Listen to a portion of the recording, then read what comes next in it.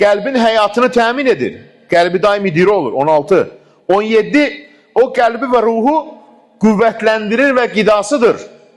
Əgər bir bəndə onu itirərsə, bədəni ruhsuz bir cismə dönər. Yəni, insanın qəlbi, ruhu zikirlə doyur. İnsanlar qəm qüssəyə düşəndə, kədərə düşəndə, ruh acdır, neynirlər?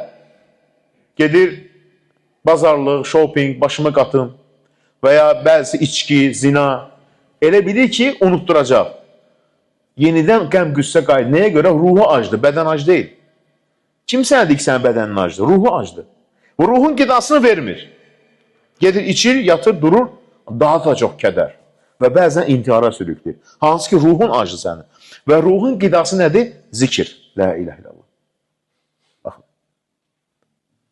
O qəlbin 18-ci, o qəlbi pasdan təmizləyir. İnsanın qəlbi də paslayır dəmir kimi. 19-cu, o günahları əhatə edər və məhv edər. Qiyamət günü insan gələcək dağlar boyda günahı, amma dili onu neyiniyib? Məhv edib. Nə məhv edib o günahları silib? Zikir. La ilahe illallah. Görəcək. Etdiyi bu dağlar boyda günahları zikir neyiniyib? Dağıdıb. 20-ci, zikir bəndə ilə Rəbbi arasında olan uzaqlığı və vahiməni, qaranlığı aradan qaldırır. Baxın, qəlb nə qədər zikirdən uzaq qalarsa, qəlbinə qaranlıq çökər. Allahla qul arasında olan qaranlıq. İbadətdən həzz almaz.